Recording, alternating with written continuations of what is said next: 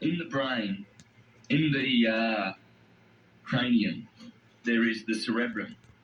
And in the cerebrum, and in particular the claustrum is sitting right there in the middle of the head, virtually. From the claustrum, there is a secretion, brain fluid. And this fluid is an oil.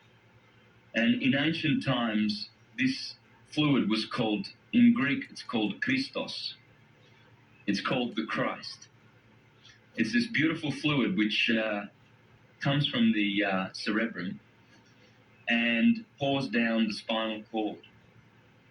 It goes down the spinal cord and it reaches the sacral plexus, right next door to the sacrum, which are the 5 second bottommost fused vertebrae bones at the bottom of the spinal column.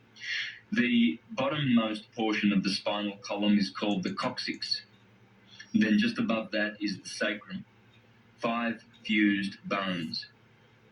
So the sacral plexus is connected to the sacrum. And the fluid which comes from the cerebrum pours down the spinal cord and comes to the bottommost part of the spinal cord. Now, the claustrum is otherwise known as the holy claustrum, simply because of this beautiful oil, this Christos, that is produced and secreted. You see, the word secret comes from secretion, because this secretion is a secret. And the sacrum is the sacred part of the secret. As the secretion pours down the spinal cord and reaches the sacrum, this is the marvelous way in which our body has been designed. And the spinal cord is basically just an extension of the brain. It also does thinking. And you see, the holy claustrum is otherwise known as the Santa Claustrum. You see, because this fluid that goes down to the sacred plexus is a sacred fluid.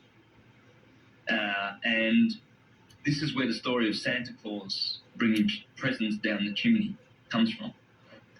It's a story of physiology. And the Bible is a beautiful manual of physiological regeneration. What happens with this fluid is that every month when the moon is in the sign where your sun was when you were born,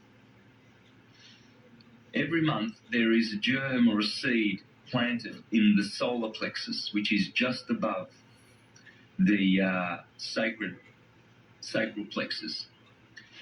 And that germ is the oil, the Christ, which is born in Bethlehem.